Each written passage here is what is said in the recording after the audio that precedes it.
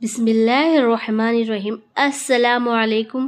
کیسی میری پیاری یوٹیوب فیملی، میں امید کرتی ہوں آپ سبھی لوگ خیر و عافیت کے ساتھ ہوں گے اینڈ الحمدللہ میں بھی ٹھیک ہوں۔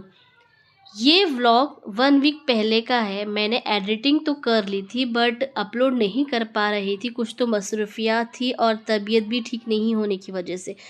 خیر، آج میں آپ لوگ کے ساتھ بہت ہی مزیدار سی ریسیپیز بھی شیئر کروں گی اور ساتھ ہی اب اس ولاگ کے حصے کی بات جو روحانیت والی باتیں ہیں وہ بھی ہم ساتھ ساتھ کرتے رہیں گے۔ تو چلیے ولاگ شروع کرتے ہیں۔ 11ویں شریف دراصل حضرت غوث اعظم دستگیر رحمۃ اللہ علیہ شیخ عبدالقادر جیلانی محبوب سبحانی رحمۃ اللہ علیہ کے نام سے عیسیٰ ثواب اور ان کی یاد میں منائی جاتی ہے، جو سارے ولیوں کے سردار ہیں، اور یہ ہر اسلامک مہینے کی 11 تاریخ کو منائی جاتی ہے، لیکن خاص طور پر ربیع الثانی ربیع الاخر کی 11 تاریخ کو سب سے زیادہ اہتمام کے ساتھ منائی جاتی ہے، کیونکہ یہی وہ دن ہے جب حضرت غوث اعظم دستگیر رحمۃ اللہ علیہ دنیا سے رخصت ہوئے تھے۔ اسی دن مسلم دنیا بھر میں قرآن خوانی کرتے ہیں اور نیاز کرتے ہیں، کھانے پر فاتحہ دلائی جاتی ہے اور کھانا تقسیم کرتے ہیں اور غریبوں میں کھانا تقسیم کرتے ہیں۔ ان کی سیرت و کرامت کو یاد کرتے ہیں تاکہ اللہ کے نیک بندوں سے محبت کا ذریعہ بن سکے اور اللہ کے قریب ہو سکے۔ ان کے ایسے بہت سارے کرامات گزرے ہیں اور واقعات ہیں جو ہمیں پوری طرح سے یاد نہیں ہیں، لیکن اکثر ہم جب چھوٹے تھے تب ہمارے امی ابو اکثر ہمیں یہ کہانی واقعات اور ان کی کرامت کے بارے میں واقف کرواتے تھے، اور وہ یاد ہے آج بھی۔ اور آج کل تو یوٹیوب میں اتنے سارے ویڈیوز تقریر بیان کے ہیں تو وہ ویسے ہی مل جاتی ہیں، ایسے بہت سارے کرامات واقعات گزرے ہیں جو جب میں چھوٹی تھی تب میرے والدین نے مجھے اکثر سنایا کرتے تھے ہم لوگ کو۔ وہ ان میں سے کچھ ایک یاد ہے۔ ایک دن کا واقعہ ہے جب حضرت شیخ عبدالقادر جیلانی محبوب سبحانی رحمۃ اللہ علیہ، آپ نوجوان تھے۔ آپ نے ابتدائی تعلیم تو جیلان سے حاصل کی، لیکن اور آگے کی تعلیم حاصل کرنے کے لیے آپ بغداد شریف جا رہے تھے۔ جب آپ 18 سال کے تھے، آپ بغداد شریف تشریف لے جا رہے تھے علم حاصل کرنے کے لیے، تو آپ کی والدہ ماجدہ نے انہیں رخصت کرتے ہوئے وقت 40 اشرفیہ سونے کے سکے، جو دینار اس وقت بولا کرتے تھے دینار، تو وہ آپ کی قمیص کے اندر سل رکھی تھی اور بولا کہ بیٹا سچ بولنا، چاہے کچھ بھی ہو جائے ہمیشہ سچ بولنا، جھوٹ نہیں بولنا۔ یہ نصیحت آپ نے دل سے لگا لی۔ سفر کے دوران حضرت غوث پاک ایک قافلے کے ساتھ جا رہے تھے۔ راستے میں کچھ ڈاکوؤں اور لٹیرے قافلے پر حملہ کرتے ہیں اور سب کا مال چھین لیتے ہیں، اور ایک ڈاکو حضرت غوث پاک کے پاس آ کر کہتا ہے کہ بتا تیرے پاس کیا ہے؟ آپ نے جواب دیا، نہ گھبرائے، نہ کسی طرح کا خوف ڈر ان پر طاری تھا، بالکل حق بات سچ کہہ دیا، اور فرمایا میرے پاس سونے کی 40 اشرفیاں ہیں جو میری قمیص کے اندر سل رکھی ہیں۔ ڈاکو حیران رہ گئے اور انہیں اپنے سردار کے پاس لے گئے۔ سردار نے بھی پوچھا، تمہیں پتہ ہے کہ اگر ہم تم چھپا لیتے تو شاید ہم تلاش نہ کر پاتے، پھر کیوں سچ بتایا؟ حضرت غوث اعظم نے فرمایا کہ میری ماں نے مجھے نصیحت کی تھی کہ کبھی جھوٹ نہیں بولنا۔ میں نے اللہ سے وعدہ کیا کہ ان کی بات پر عمل کروں گا، اسی لیے میں نے سچ کہا۔ یہ سن کر ڈاکوؤں کا سردار کے دل پر اللہ کا نور نازل ہوا۔ وہ رو پڑا اور بولا کہ اے نوجوان، تم اپنی ماں سے کیا ہوا وعدہ نہیں توڑے اور میں نے اپنے رب سے کیا ہوا وعدہ توڑ رہا ہوں۔ اسی لمحہ اس نے توبہ کی اور اپنا سارا مال واپس کر دیا، اور باقی ڈاکو نے بھی توبہ کر نیک بن گئے۔ اس سے یہ پتہ چلتا ہے کہ سچ بات کہنا، حق بات کہنا اور جھوٹ بولنا کتنا بڑا گناہ ہے۔ ہاں، جب جھوٹ ہم تب کہہ سکتے ہیں تب کسی کی جان بچ رہی ہے، کسی کی جان جاتے اگر سچ کہنے سے کسی کی جان چلی جاتی ہے، کسی کا رشتہ ٹوٹ جاتا ہے، تو وہاں آپ کو جھوٹ بھی سچ سے بڑھ کر ہے۔ تو وہاں آپ کو سچ نہیں بولنا ہے، بلکہ جھوٹ سے اگر جان بچ سکتی ہے، جھوٹ بولنے سے کسی کا رشتہ بچ سکتا ہے، تو وہاں آپ کو ایسا سچ نہیں کہہ کر جھوٹ بول سکتے ہیں۔ لیکن ایسا سچ جو آپ کو برائی کی طرف قریب کر دے اور سچائی سے روکے اور غلط راستے پر گناہ کی طرف لے جائے، وہ ہم کو وہ جھوٹ نہیں بولنا ہے۔ جیسے کہ جھوٹ بول رہے ہیں، ہماری جان نہیں جا سکتی ہے۔ اگر ہم سچ بول دیں گے تو آگے آج تو ہم مخلوق کی نظر میں ہماری عزت چلی جائے گی، لیکن ایک دن وقت آئے گا ہم اس سے بھی زیادہ مقام حاصل کر لیں گے۔ جہاں ہم کو لگتا ہے کہ ہماری اللہ ناراض ہو جائیں گے، بہت بڑا جھوٹ بول رہے ہیں، تو وہاں ہم کو سچ کہنے کی ہمت ہونی چاہیے۔ ہمارے بچوں میں بھی یہ عادت ڈالنی چاہیے۔ خیر، آج ہم کھانا تیار کر رہے ہیں 11ویں شریف کے لیے۔ 11ویں شریف صرف ایک رسم نہیں ہے، یہ ایک ذریعہ ہے برکت کا، شکر اور خدمت کا۔ یہ دن منایا جاتا ہے حضرت شیخ عبدالقادر جیلانی محبوب سبحانی رحمۃ اللہ علیہ کی یاد میں۔ سب ولیوں کے سردار، ان کا مقام اتنا بلند ہے کہ ان کا قدم مبارک آپ سارے ولیوں کی گردن پر ہے۔ دیکھیے کتنا بڑا مرتبہ ہے، اور یہ صرف ایک پیر نہیں ہے۔ غوث اعظم کو ہم صرف پیر بولتے ہیں، یہ پیر نہیں ہے، یہ ایک عالم دین ہے، بہت ہی کوالیفائڈ، ایجوکیٹڈ اور مفتی کہا جاتا ہے۔ علماء کرام جو ہوتے ہیں، سب سے بڑے علماء کرام، یہ کہا جاتا ہے۔ ہم صرف غوث اعظم دستگیر پیر ولی ایسے مانتے ہیں، لیکن سب سے بہت زیادہ پڑھے لکھے جتنے بھی ولی اللہ تھے، ان سے پڑھے لکھے ایجوکیٹڈ، ہائی ایجوکیٹڈ تھے آپ، اور مفتی تھے آپ اتنے جلالی پیر تھے کہ آپ کی قبر سے اگر کوئی پرندہ بھی چلا جاتا تو ہلاک ہو جاتا۔ مرنے کے بعد قبر میں کیا جانے والا سوال، ہم سے یہ بھی سوال ہوگے گا، من مرشدی کا مطلب تمہارا مرشد کون ہے؟ جیسے کہ تمہارا رب کون ہے، تم کس کی امت سے ہو، تمہارا دین کیا ہے، اور تم کس کی تمہارا مرشد کون ہے۔ تو اگر ہم جانتے ہیں دنیا میں، تو ہم کو خبر میں بھی اس سوال کا جواب دینے میں آسان ہو جائے گا کہ ہمارا مرشد ہے غوث اعظم دستگیر رحمۃ اللہ علیہ، یہ ہے ہمارے مرشد، اور یہ قادری سلسلے سے ہیں۔ تو الحمدللہ میں بھی قادری سلسلے سے ہوں۔ جب ہم غوث اعظم دستگیر کے نام سے فاتحہ دلاتے ہیں، اصل فاتحہ دلانے کا مطلب یہ نہیں ہوتا کہ ہم اللہ کو پیش کر رہے ہیں تو اللہ کھاتے ہیں، اللہ کو اس کی ضرورت ہوتی ہے، ایسا کچھ نہیں ہے۔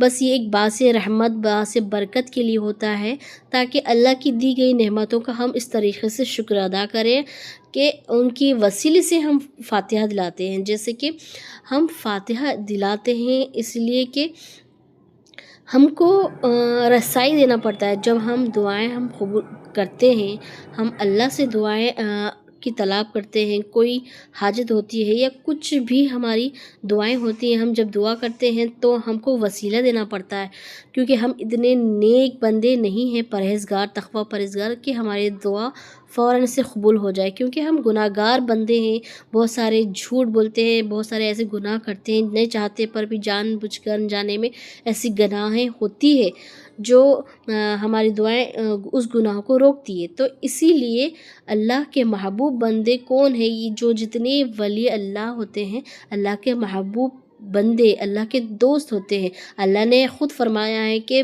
میں جس کو پسند کرتا ہوں اس کو پسند کرو، میں جس سے محبت کرتا ہوں اس سے محبت کرو۔ میرے اور دوست جو کون ہے، جتنے بھی اولیاء اللہ ہے، ان کو تم کو پوچھنا پڑے گا، ان سے محبت کرنا پڑے گا، تو پھر ہم کو کوئی سوال نہیں رہ جاتا ہے۔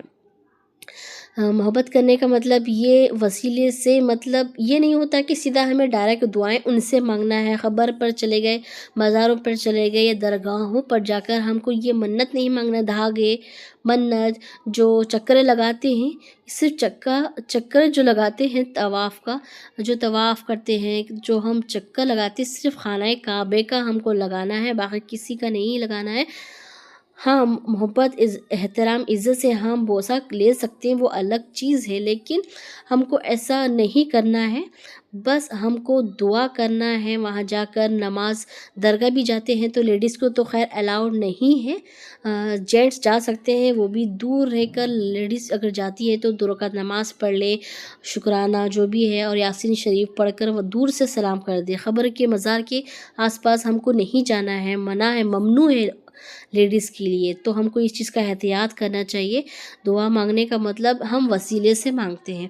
جیسے کہ ایک ایگزامپل، جیسے کہ اب ہم کہیں جاب کرتے ہیں یا ہمارے بچوں اسکول پڑھتے ہیں تو ہمیں کہیں جانا ہوتا ہے چھٹی کے لیے، طبیعت خراب ہوتی ہے تو 1-2 دن کے لیے ہم نہیں جاتے، 1 ہفتے کے لیے بھی تو چل جاتا ہے.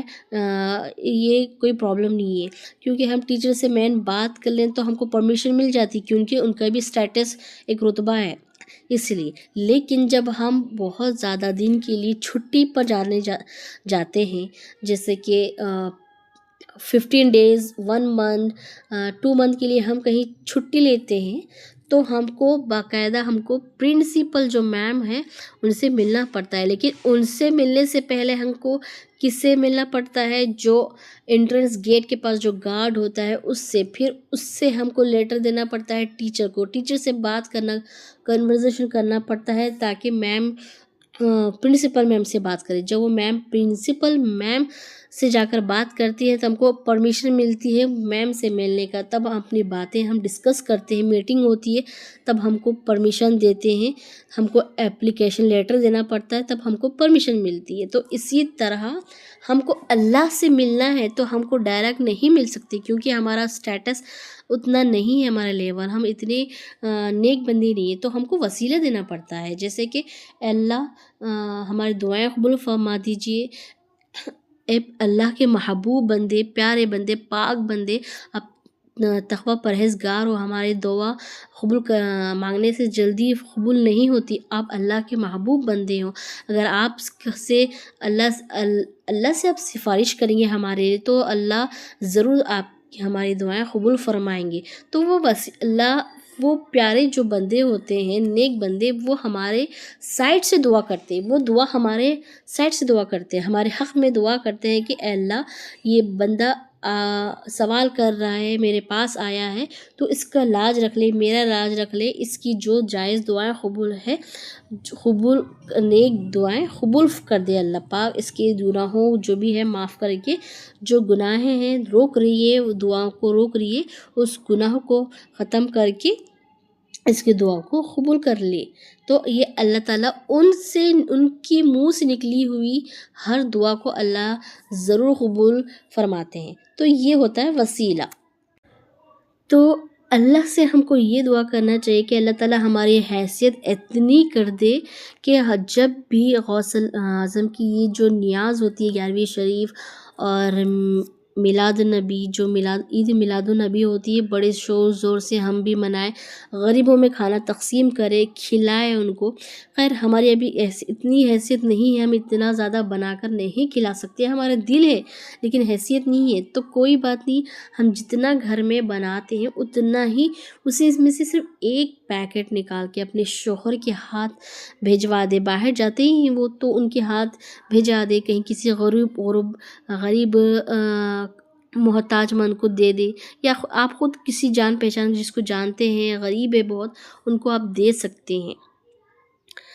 اکثر ہم بھول جاتے ہیں، بٹ جب ہم دعوتیں کرتے ہیں، پارٹی کرتے ہیں تو کیا ہے، اکثر ہم بھول جاتے ہیں غریب لوگوں کو، تو ان کا حق پہلے آتا ہے.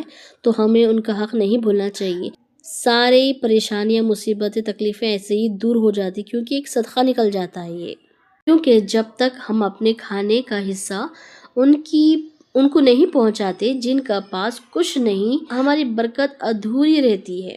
اللہ سے دعا ہے کہ اللہ تعالیٰ ہر گھر میں سکون، برکت عطا فرما دے، ہر گھر میں نور پیدا کر دے، نور کی بارش پیدا ہو، رحمتوں کی بارش پیدا ہو اور فرشتوں کا نزول ہو، ہمارے صغیرہ اور کبیرہ گناہوں کو معاف فرما دے، ہمارے خطاؤں کو گناہوں کو نیکیوں میں بدل دے۔ اللہ تعالیٰ ہمارے گھر میں سکون، رحمت کی بارش ہو اور ہمارے ہر پریشانی، مصیبتیں، آفتیں جو بھی ہے اس دعا کے صدقے ٹل جائے، کیونکہ جب ہم اللہ کے لیے کچھ کرتے ہیں تو وہ صرف دنیا نہیں ہماری آخرت کو بھی سنوار دیتی ہے، روشن کر دیتی ہے۔